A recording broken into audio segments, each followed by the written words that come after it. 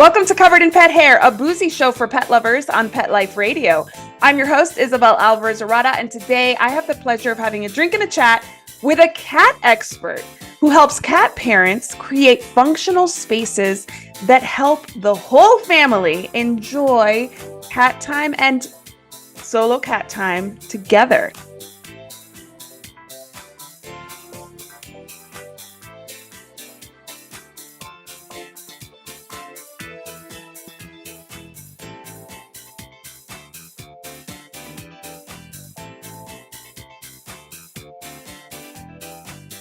Welcome back to Covered in Pet Hair. I'm your host, Isabel Alvarez Arata, and today I have the pleasure of having a drink and a chat with a cat parent, an entrepreneur.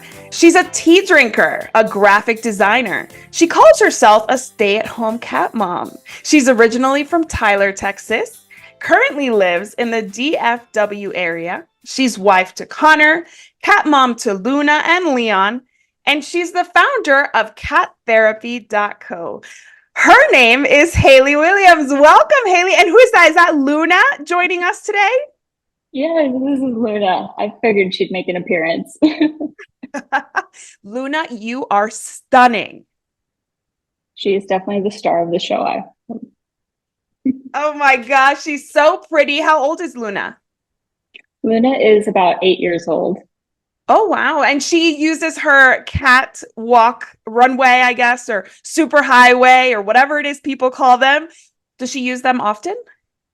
Oh, yes. Her and Leon both use them basically every day, most of the day. So that's amazing. I can't wait to dig in. Today's episode is all about those cat superhighways, cat floating shelves, cat walls, whatever you want to call them. We're going to dig in because my friend Hayley here is an expert that helps people design them for their own purposes and in their own decor style, which is so important to me because I love interior design and we can't just add eyesores for the cats to the house. So before we get into all of that, which I'm super excited about, can you tell? I want to introduce our drinking game today. So anybody participating in our drinking game at home, anytime you hear this word, take a drink of whatever you're enjoying, but please be over 21 in the US to partake. Never drink and drive and always drink responsibly. So you are a tea drinker. Are you joining us with tea because you inspired my drink today? I'm not actually. I am also a soda drinker. So today is soda. Ooh, nice. I'm a Diet Coke girl. So I totally hear that. There are some days that a soda is the only thing that will hit the spot. So today I'm actually having a sweet tea in honor of both of us being from Texas. But this is a boozy sweet tea. It's got vodka and it's got peach schnapps in it. Cheers. I'm so excited to have you on the show. Thank you. I'm so happy to be here. Awesome. Well, I cannot wait to dig in. I love the name of your business, Cat Therapy. So I want to start the show with a game that is actually all about your business and some of the blogs that I found online so that my audience can get intrigued by what you have to offer, which is a lot on your website, cattherapy.co. So if you're game, I'm going to invite you to play Cat Therapy Quickfire, where I just ask you some random facts that you shared on your blog. Are you ready to play? I think so. Are you ready?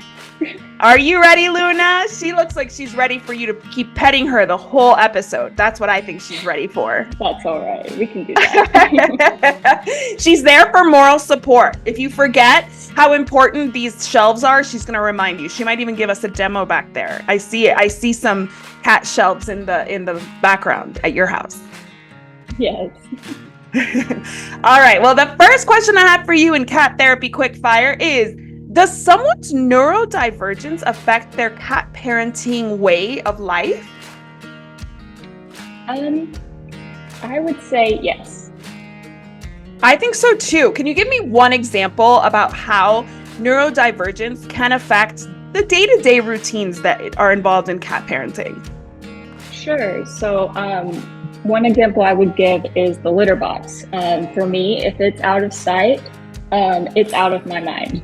So I have to have it in a spot that I will see it daily. So it's in my office so that I remember to clean it. Whereas most people would probably want to hide it in a closet or something. Yeah, I agree. I need it to be somewhere that I see it, that it's not upstairs in a room where I never go. I completely agree with you. And then you also mentioned on your website that mental health impacts cat care chores like litter scooping. In which ways do you see that happening? So, I mean, there's quite a few ways. A lot of it can be remembering to do it frequently enough for the cat. And I know that for one of my cats, Leon, if I don't scoop his box at least once a day, he will find somewhere else to go. Yes. So. Yes, that's super important. I actually was just watching something, and this was not about cats or it was about humans specifically taking care of ourselves.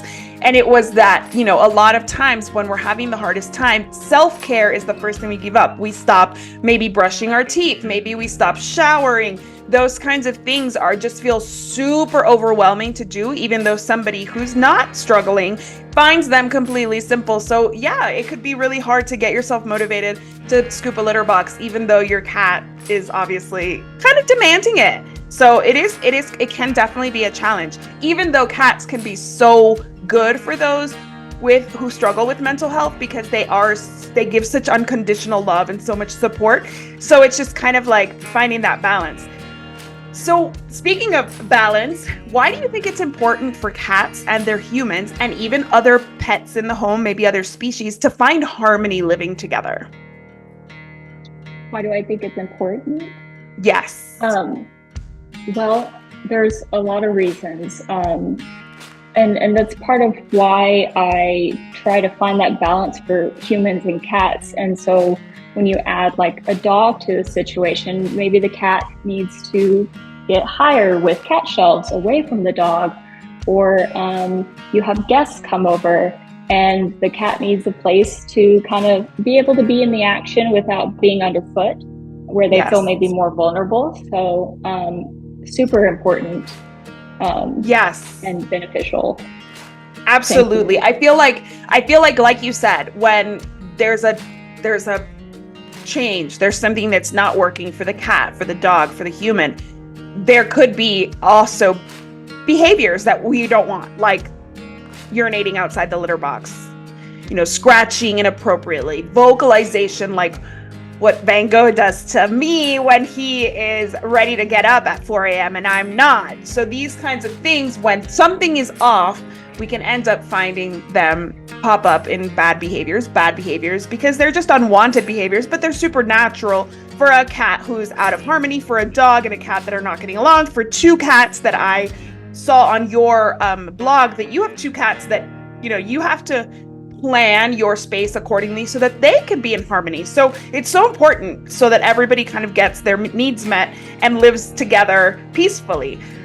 When it comes to litter boxes, what is the biggest challenge design-wise that people encounter when they are, like you and I, big on interior design, but then they need a litter box? Like, what is the biggest challenge in that, making the decision on what litter box to buy or where to put it?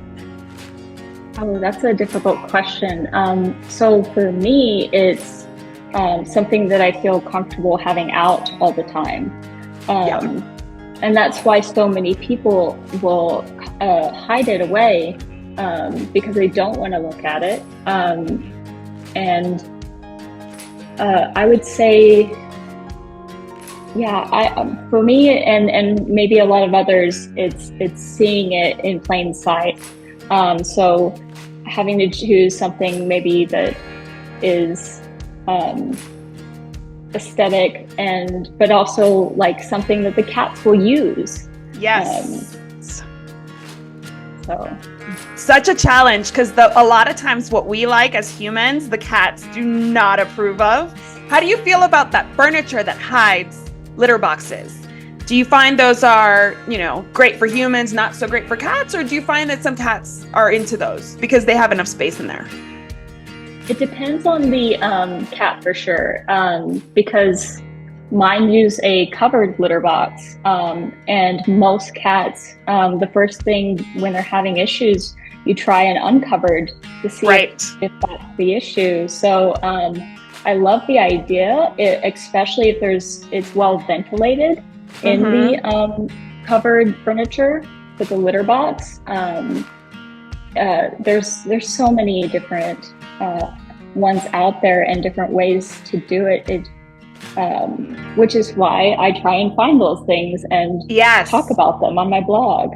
Exactly. Well, what's interesting is you make a good point about ventilation because I always imagine that being better for the smell in the home because it's contained. But then when you think about it from the cat's perspective, it's just contained in that square wooden, structure that may not really be appealing for them to go in there. And I don't kind of blame them. If my bathroom smelled, I wouldn't want to go use it either. So I totally hear that. It's kind of like finding the perfect middle ground. I do have one of those open litter boxes that looks like a planter.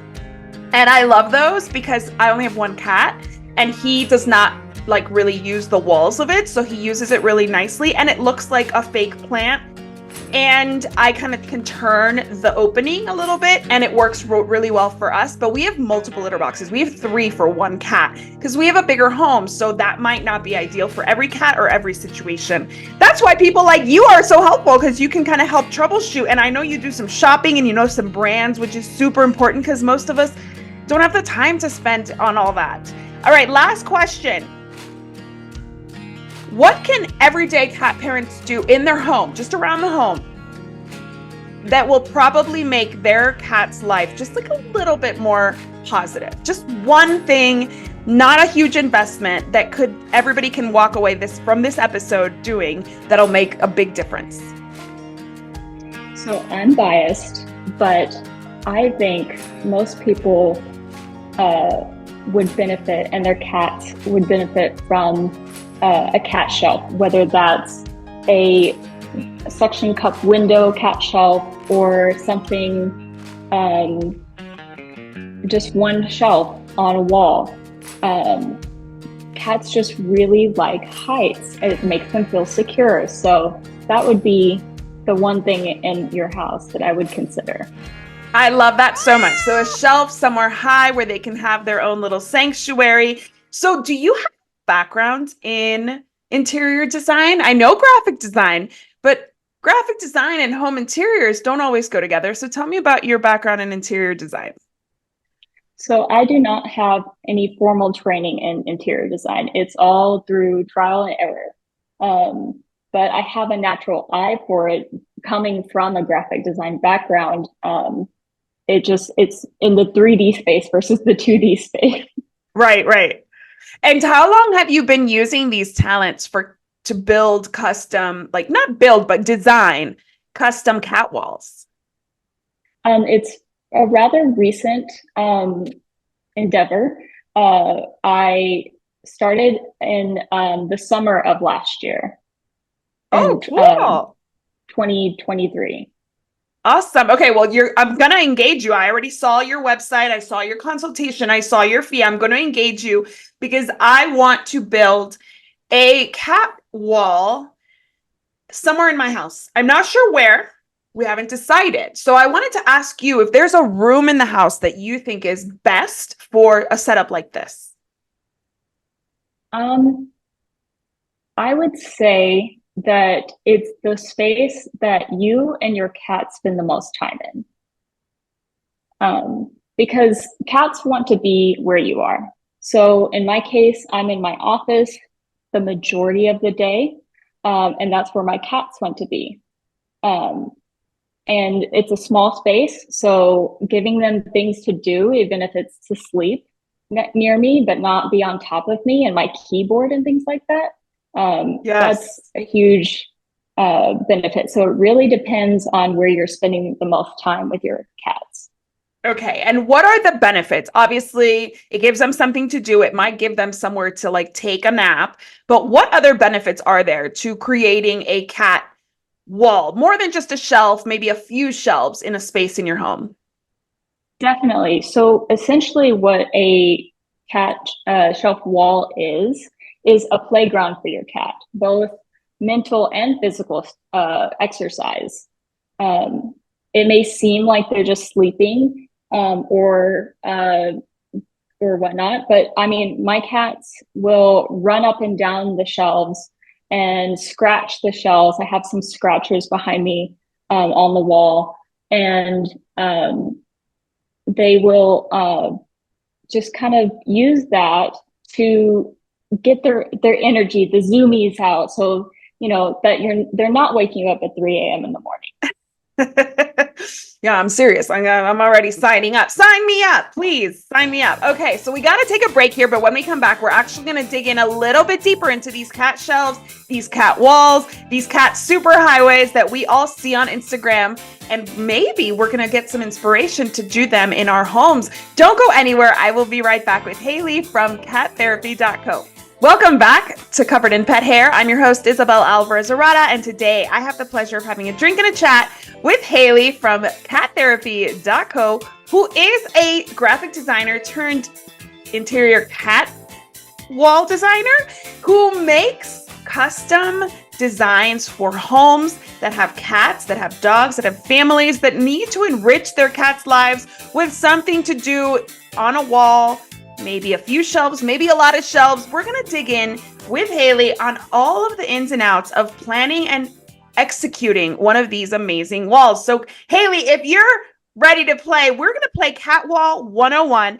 Don't worry, I took all of these facts again from your website because you have such a wealth of knowledge. For anybody who wants to DIY this, please go check out cattherapy.co because she gives you all the tips, all the good information that you can do this by yourself, but she also offers design services so you can actually get the most out of this design. And she even reviews some of the manufacturers to give you the best options out there. Because if we're going to invest in a cat wall, Hayley, how long do you think that cat wall is going to last? The hope would be until you take it down. Okay. So this is a long term. So like I have Van Gogh, who's a year old, more or less, and this will be with us until he's 20. Hopefully. I mean, fingers crossed. Fingers crossed. All of the things. Yes, exactly. All right. Awesome. Assuming we stay here, assuming he's healthy enough, assuming all those things, it should last a really good time. All right. That's good because it is an investment, right? How long do you think it would take for somebody to design and execute one of these cat walls, assuming it's like a medium, I guess, elaborate setup? So to install one, it could just take a weekend. Okay. However, planning and choosing the shelves and where you're going to put them on the wall, that can take a bit more time.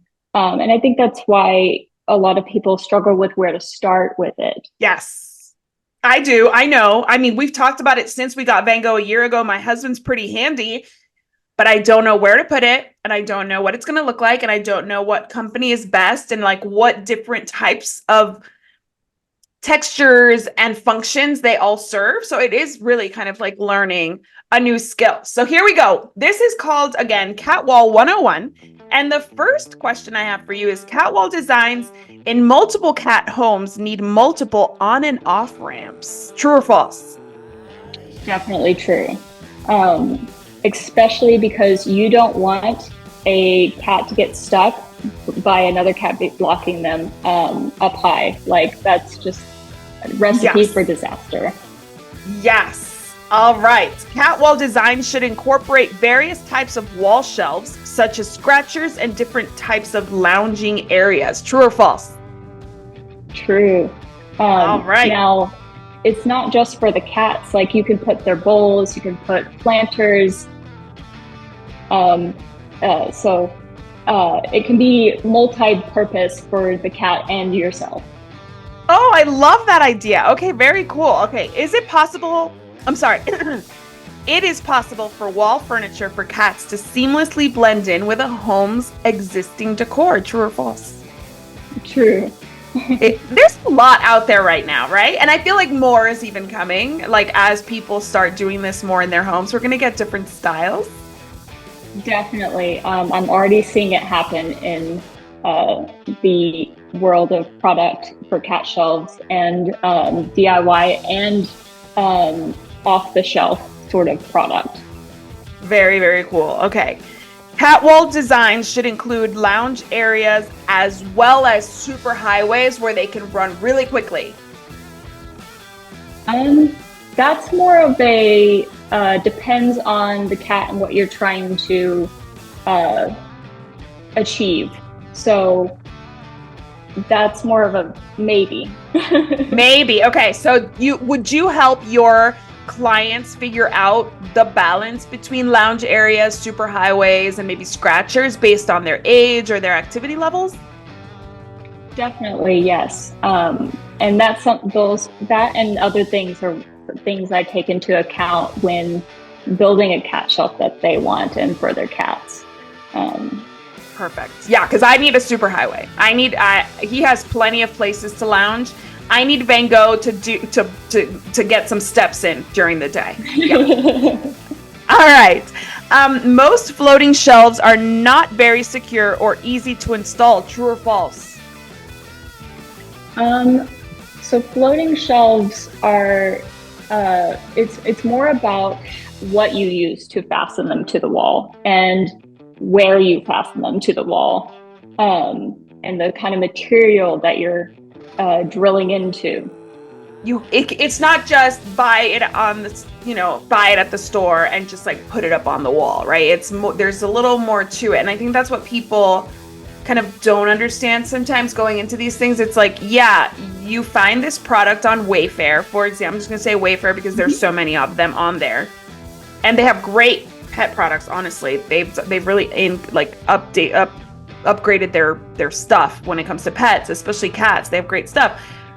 But it's not just about like getting it delivered and putting it up, because if it's not installed properly, your cat can fall, can get hurt. Somebody else can get hurt because the cat, falls and scratches them on the way down or gets hit by something. So there's a lot more to it than just like, oh, I'm just going to like hammer this in and move on with my life. Okay, so this one I know you're going to know for sure, because this one I took from your website directly. 2 critical initial steps in planning a cat wall are measuring your room and finding the studs. True or false? True. Why are studs so important? Kind of back to what we were just talking about. If it's not stable, it's not going to stay on the wall. Studs are the most secure, besides maybe a brick wall, for putting in your cat shelves onto drywall. Okay, perfect. And so we would use I'm not super handy, but I know what a stud finder is. We find a stud finder and we would choose to put our anchor. We could drill directly into the stud, and then if there's drywall, then we would need an anchor to make sure that it's steady. Have you ever seen, and obviously not in your designs, but have you ever seen where a cat actually does fall from one of these kind of setups? Can you imagine? Can you tell us, if you know, what kind of consequences that might cause? So I've definitely seen drywall fail, and I've seen the shelf itself fail, as far as like pulling out of the wall. So yes, I can imagine that. Yeah. It's and the cat's not going to be very likely to want to use it again. They'll be a little bit more suspicious of that. Exactly. That's the thing that I would be most worried about, is that like some cats, a lot of cats, are like a try it one time and never again kind of personality. So they'll be like, oh yeah, this sounds cool. This is cool. I'm sniffing, I'm walking, I'm doing my thing, and boom, it comes falling down and I'm done. Never again. So thank you for that game, because thank you. You did a great job. But assuming that they don't have any traumatic incidents with this new setup, how long do you think it would take a cat that like Van Gogh, who's never had any kind of setup like this, like a cat wall, how long would it take him to use it to its optimum, potential? Would it take weeks, months, days? So when I set up my current cat wall in my office, it took, they were pretty much immediately on the shelves. However, they did not start running. They did not start using certain shelves until maybe 1 to 2 weeks into having them all up on the wall. So it does take time for your cat to feel confident enough to try something new, or to just start running without abandon on these shelves. Yes. And especially if the shelves don't have traction. I've had a cat Mm. fall, so we had to add more grip to the shelves. So um, it's just a whole process for sure for both the human and the cat. Okay, that brings me to that. That's a perfect segue to my next question. So I know that some shelves are more challenging than others, but we don't want them to be unsafe. So what is like the basic shelf we're looking for? Something that obviously has some kind of traction. What else would it be? So traction, we talked about stability earlier. Um, and and that kind of falls in line with safety too. If you don't install the gym equipment, if you will, properly, it can injure them. Yes. And then, like I said earlier, multiple escape routes, especially for a multi-cat household. If you have one cat, it's a little less important, but um, definitely if they feel unsafe in one way, they want to be able to escape another way. I feel like cats are just playing chess in their head all the time, like, where do I move next?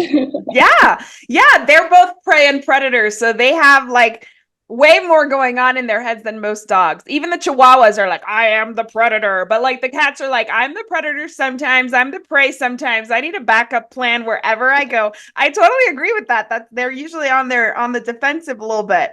Even when they're kind of relaxing and purring, they're kind of looking over their shoulder, being like, there's not a sound coming from there. There's no new person coming in the room. That's just part of being cats. Okay, so what kind of things would we opt for if we have like a young, agile cat? What would make them want to run up and down these shelves? um, that's definitely going to be a grip thing. And so like things like carpet or that the carpet you put on boats, which is kind of more like a felt type. You can even use cork. Just anything that they can get their sisal, sisal? No, Yeah, sisal. Um, yes. I get never knew get how to their say nails that, so into. thank you. Thank you for saying it because I've never known how to pronounce that word. I see it on rugs all the time. I'm like, sisal, sisal. Okay, so is it sisal? I'm pretty sure it's sisal, Okay, but cool, don't quote cool. me on that. I am from Texas. We'll have to Google it. Okay, so those kinds of textures will encourage them to run more. It's not really about like the setup so much as it is the texture that will get them more comfortable. The other thing, I'm glad you asked because the other thing that will allow them to run more is a path all the way around the room, or like this is why we think about traffic flow and pathways with cats when designing a shelf, a wall. Is where is the cat going to go next? So if you build a wall where you just have it go to the ceiling, then the cat will run all the way up and then have to run all the way back down. If there's an obstacle in the way, then that's where we get kind of hung up and maybe a cat bite, or they try to do something like jump from that high spot and they shouldn't and accidentally injure themselves. So Right. it's uh it does take a lot of thought, I suppose. Yeah, exactly. And that's the thing. That's why I think that delegating the planning process is so much better. And you do talk on your blog about specific companies that you've purchased from that have, something that you consider a quality product, because I feel like there's a lot of copycats out there that are going to make some kind of cat shelf. It's going to be, mass produced, low quality, maybe covered in toxins, and the cat's not going to respond to it as well as something that you might have paid a little bit more for and put a little more thought into. The biggest question I have for you, and this is actually pretty much my last question, is how about renters? Because obviously I own my home. I can put holes all over my walls if I wanted to, but is there a way for people to create these cat walls in a rental? I believe so. You still have to drill into the wall with most cat shelves. I did mention earlier there's like the suction cup window wall mount cat shelves. Um, and there's also like cat trees that can act as cat shelves sort of or be a part of your wall if you don't want to put as many shelves in the wall. Um, but the biggest thing when renting is just learning to do a good patch on your drywall. Um, Yes. Yes, so asking your landlord what color they put on the wall right when you move in. So, and the finish so that you can already have the paint on hand in case it gets discontinued. And then you can make all the holes you want. And before you move out, you just patch it up. You can even pay a handyman if you're not very handy. And then you have the paint. And honestly, you don't want to lose your deposit for this, but it's if you're going to be in a place for a while, let's just say somebody has a 3-year assignment. I'm military, so a lot of us get a 3-year assignment somewhere, go to Louisiana and move into this, on post housing. I want my cat to be comfortable. I feel like the cats that are moving most often are going to be the ones that need these walls the most because they're the ones who are going to be most in need of enrichment and stress relief. And so finding out a way to make that happen is so important. They do sell cat condos. Do you feel like cat condos that are maybe like a few shelves and one space? Do you think that is a good alternative if somebody doesn't feel comfortable drilling all over the room? I think so. There's also cat shelves I've just seen on the market where you drill four spots and it's modular, so you move it around. Oh, I nice. mean, like we were saying earlier, there's always new things coming on the market for renters. Um, and even if you aren't in a space for very long, I feel like you should not worry about, well, I'm going to move in 2 months or a year. Like, enjoy your space and have your cats enjoy their space. Yes. Is kind of my Especially indoor mentality. cats. Yeah, it's indoor cats. That is their environment. That is their wild. That is their territory. And you actually, in your guest information sheet, shared about a book you like, which is, you want to tell us about that book so that those who are interested can learn more? Yes, I can't remember the whole title off the top of my head. It was called Indoor Cat, though. Yeah. And it talked about enrichment for indoor only cats because not every cat is an adventure cat. I'll tell you that my Yes. two are definitely not adventure cats. Yes. So It's their called whole world is my apartment. Exactly. And their whole that you really said it better than I did. It's their whole world because they don't get to leave these, 4 walls. So it's called Indoor Cat: How to Enrich Their Lives and Expand Their World. That is the book that you were recommending or that you were talking about. And that's so important because we forget that. We think cats are low maintenance. We think cats are easier pets than dogs. But I beg to differ because cats are very often not welcome in pet friendly spaces. And cats are very often not comfortable outside of their environment, whatever that may be. If you live in an RV or you live in an apartment or a big house, that's just whatever it is, wherever it is that you live, that's their house and they're happy to stay there. So with cats, it's really important to create that inside kind of bring the outside into them. A lot of like the two crazy cat ladies talk about the cat grass. Um, Lots of people talk about, herbs and self-selection. I like to do enrichment for my cat because he's younger. Um, I said it was the last question last time, but I always do this. I'm going to ask one more question. Do you think that somebody who's listening, who loves cats, who's been a cat parent their whole life, but has only senior cats, do you think that their senior cats would get anything out of this? 100%. My cats are both 8 and 10. And I know that's not incredibly senior, but I think they act younger because they have that exercise both mentally and physically. So, yes. I love that so much. I have a soft spot in my heart for senior pets. So to see a senior pet kind of get a new lease on life, start trying new things. Everybody who knows me knows that I don't believe in the old adage, like you can't teach an old dog new tricks. Like you can, it just has to be the right treat to reward the behavior. So your old dog, your old cat, they can love these things. Do you ever use positive reinforcement to get the cats to kind of explore, or do they naturally just kind of see a new shelf and head on that way? I'm sure it depends on the cat's confidence level. If you're having trouble getting them to try it, treats and catnip or silver vine can encourage them, or even a toy. Oh, that's true. Get them to play the wand toy or a little the bird or whatever it is that your cat likes. Yeah. Bring it up there. I love that idea. Well, I want to thank you for taking the time to educate on such a fun topic. Something that I think we're going to see a lot more of moving forward. Before we wrap up, I want to ask you, how can my audience learn more about what you offer them as a service and what you need from us in order to plan our spaces? So to find out more about me, you can go to my website, cattherapy.co. And I have a services page that kind of walks you through what is needed to get started with my services.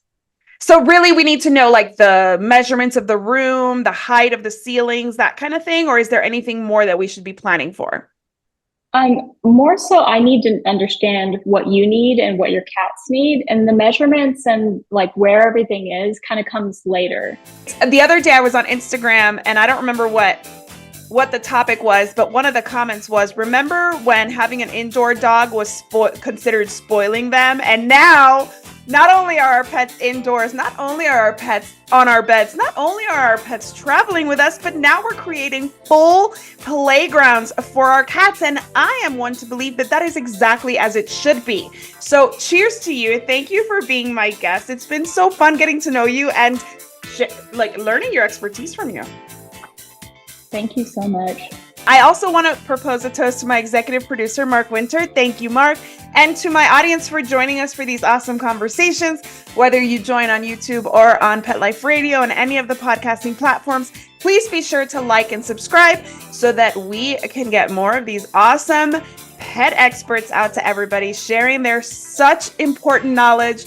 This is all She's sharing this because she wants more cats to enjoy cat walls, and I couldn't be happier. So thank you again. Here's to a life covered in pet hair, because there's no better way to live. Cheers. To learn more about Covered in Pet Hair, please visit coveredinpethair.com or petliferadio.com. Thanks for watching, and I'll see you next time.